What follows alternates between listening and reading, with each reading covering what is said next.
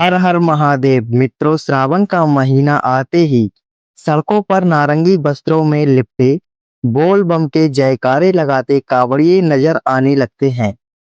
ये सिर्फ यात्रा नहीं है, ये है भक्ति, श्रद्धा और तप का संगम। लेकिन एक सवाल सबके मन में होता है, आखिर सावन में कांवड़िए कांवड़ क्यों लाते हैं? आज की इस विशेष वीडियो में हम जानेंगे कांवड़ यात्रा की पौराणिक कथा, सावन और भगवान शिव का संबंध, कांवड़ लाने की परंपरा कैसे शुरू हुई, वैज्ञानिक, धार्मिक और सामाजिक दृष्टिकोण, और अंत में क्या आज की कांवड़ यात्रा पहले से बदल चुकी है? तो चलिए आरंभ करते हैं इस दिव्य यात्रा की कहानी। कांवड़ यात्रा का उल्लेख हमें पुराणों और महाभारत जैसे ग्रंथों में भी मिलता है। माना जाता है कि जब समुद्र मंथन हुआ, तब कालकूट विष निकला, जिसे पीकर भगवान शिव ने संसार को विनाश से बचाया। विष उनके गले में अटक गया और वो नीलकंठ कहलाया। यह विष अत्यंत गर्म था और उसे शांत करने के लिए देवताओं ने शिव को जल अर्पित किया। यही परंपरा आज भी जारी है। भक्त गंगा जल लाकर शिवलिंग पर चढ़ाते हैं। कुछ मान्यताओं के अनुसार रावण को भी प्रथम कांवड़िया माना जाता है।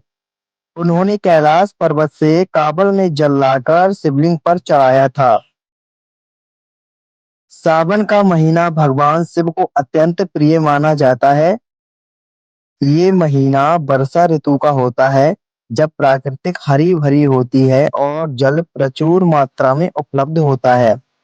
सोमवार का दिन भी शिव को अर्पित होता है और सावन में आने वाले हर सोमवार का विशेष महत्व होता है। कांवड़िए सोमवार के दिन शिवलिंग पर जल अभिषेक करते हैं और व्रत रखते हैं।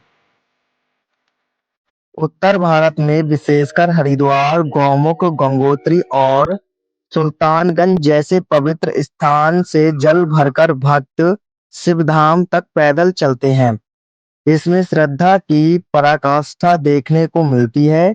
नंगे पांव, तपती धूप, बारिश, लेकिन भक्ति में कोई कमी नहीं।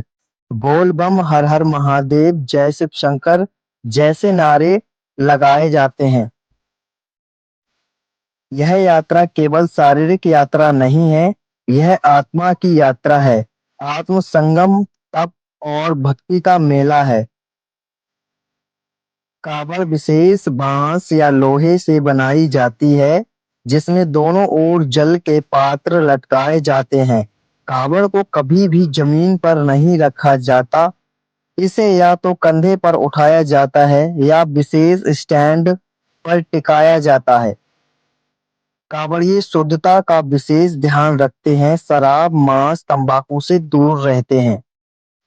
कुछ कांवड़िए डाक कांवड़ लाते हैं, जिसमें बिना रुके दौड़ते हुए जल को लाया जाता है। धार्मिक दृष्टिकोण से यह यात्रा तपस्या है। यह अहंकार को नष्ट करने और भक्ति में लीन होने की प्रक्रिया है। वैज्ञानिक दृष्टिकोण से देखें तो यह एक प्रकार का डिटॉक्स है। सावन में उपवास, लंबी पैदल यात्रा और भक्तित्व भोजन शरीर को शुद्ध करता है।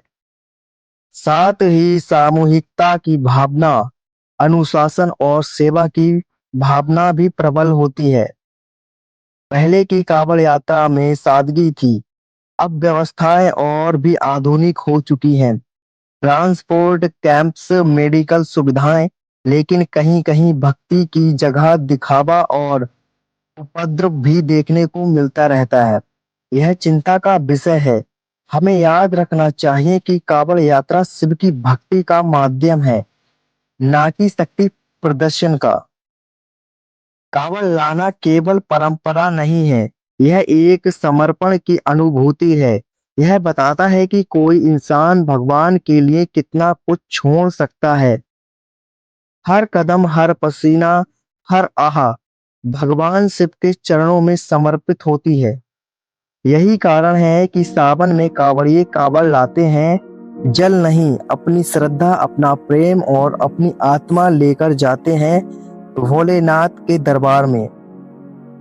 अगर आपको हमारी ये प्रस्तुति अच्छी लगी हो तो वीडियो को लाइक करें, शेयर करें और चैनल को सब्सक्राइब करना ना भूलें। कमेंट में जरूर बताएं क्या आप कभी कांवड़ यात्रा पर गए हैं। मिलते हैं अगले वीडियो में, तब तक के लिए हर हर महादेव।